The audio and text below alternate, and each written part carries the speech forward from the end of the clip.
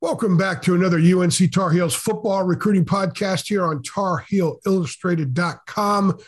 And if you're watching us on our rapidly growing YouTube channel, that is called Tar Heel Illustrated. I am THI publisher Andrew Jones. And joining me is our director of football recruiting, Miss Deana King. And Deana, another pickup as the class of 2022 for North Carolina football continues to grow.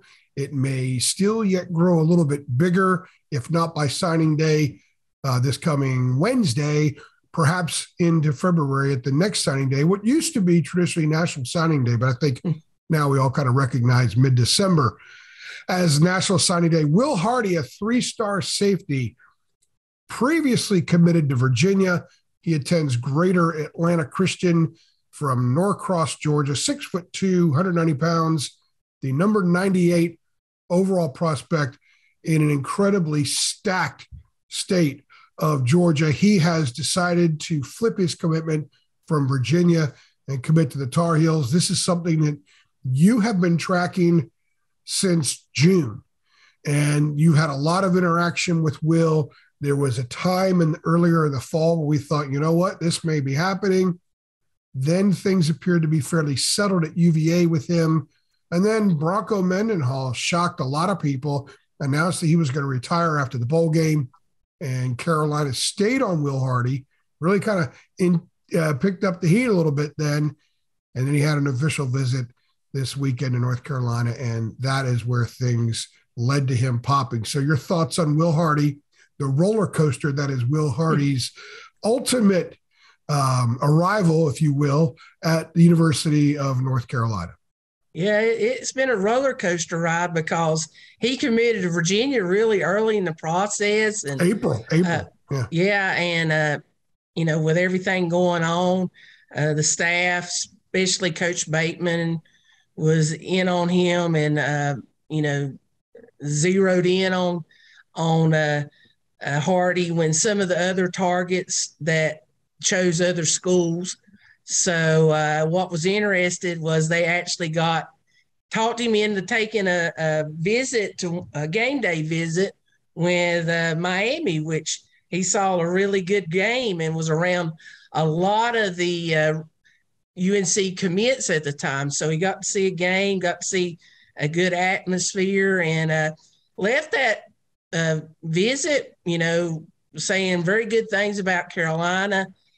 But then, everything soaked in. He took his trip up to Virginia for a game, and then all the news. The Notre Dame. Yeah. And then all the news broke about Mendenhall. And with me talking to him, he had always stressed, he really liked North Carolina, but he was very big on commitment.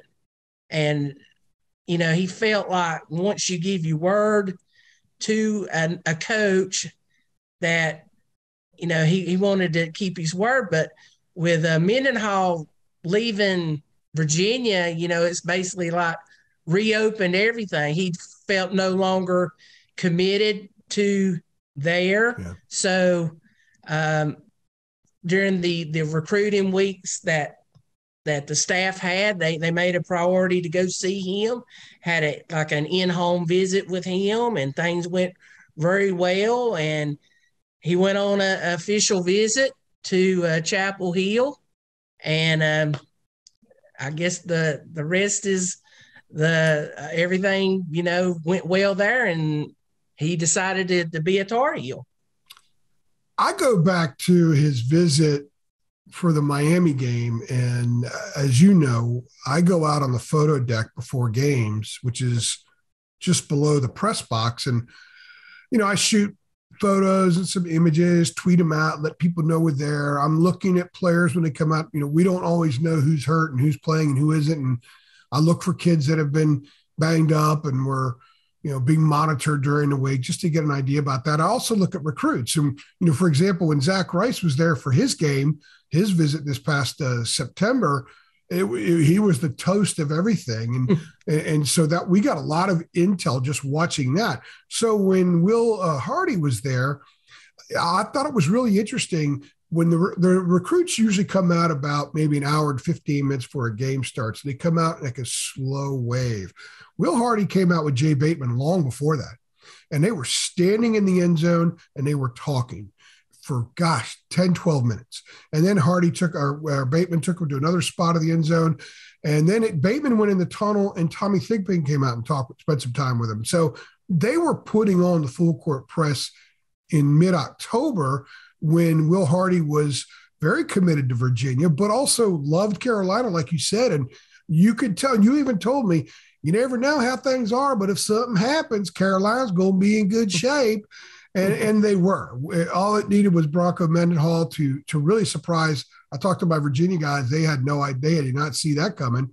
So obviously, Will Hardy then looked at UNC, which was the next best option. And maybe in some ways, maybe it was where deep down he really thought was the best option. But you got to admire a kid who stays loyal to a commitment.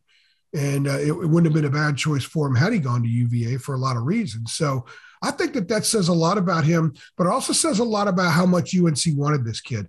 Disregard the 3-star ranking, disregard what other schools offered. This staff identified him a long time ago, and Jay Bateman wanted him, and Mac Brown wanted him, and Tommy Thigpen wanted this kid. And that's all that should matter to anybody, and they got him. It wasn't a straight road. It was a winding path with some detours here and there, but they got him. And I think because of that, because they stuck with it, this is a really good pickup for the program. What do we talk about every podcast we do on recruiting?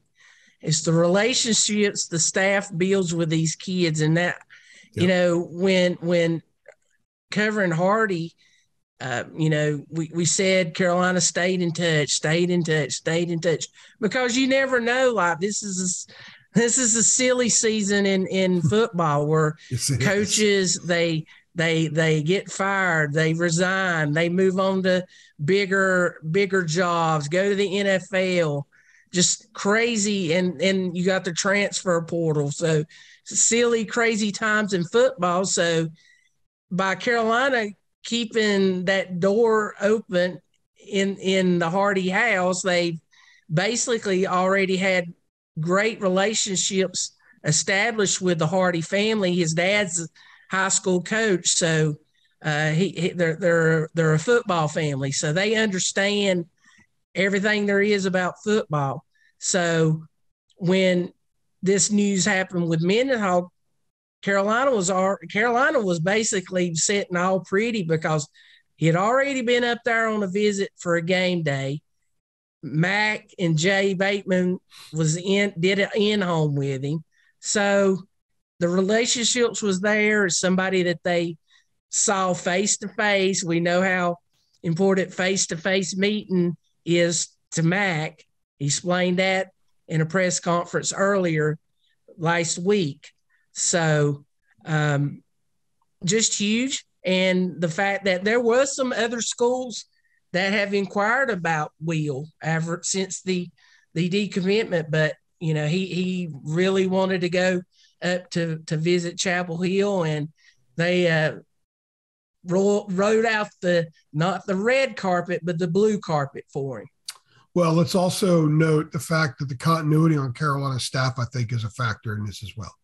So, and I know there are a lot of people that have been wishing for changes, but we talked to Mac at a press conference with him this past Wednesday, and a few of us were asking some questions, just trying to get the full scope of where things are with staff evaluation and all that kind of stuff, because changes are being made everywhere. Head coaches are getting fired, and head coaches are firing assistants all over the place. And they are trying to as of right now, they are trying to fix everything from within.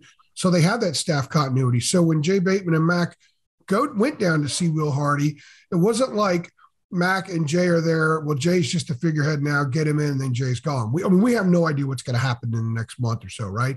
But as of that meeting and as of the time we're doing this podcast right now, the staff is intact. There is continuity there. So what Will Hardy lost with UVA, with Mendenhall stepping down, North Carolina didn't lose that. They still had that. So if the needle needed a little bit of nudging, I think that was the final nudge.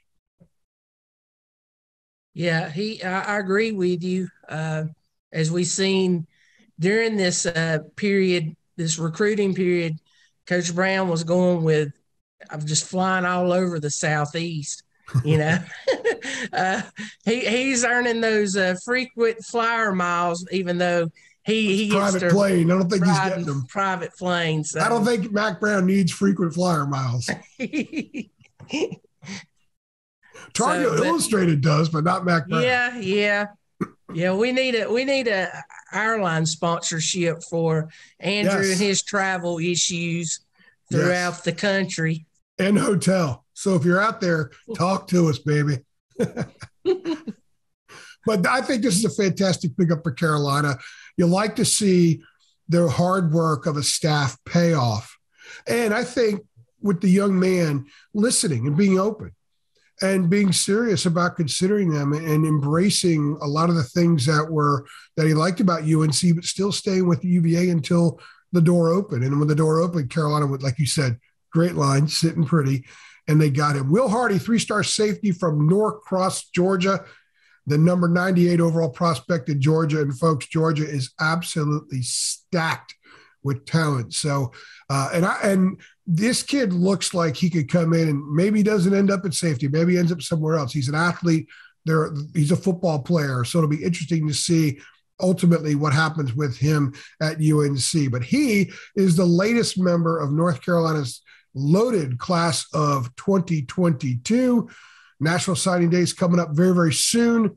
And there might even be more. We'll have to wait and see. For Deana King, I'm Andrew Jones. We very much appreciate you stopping by.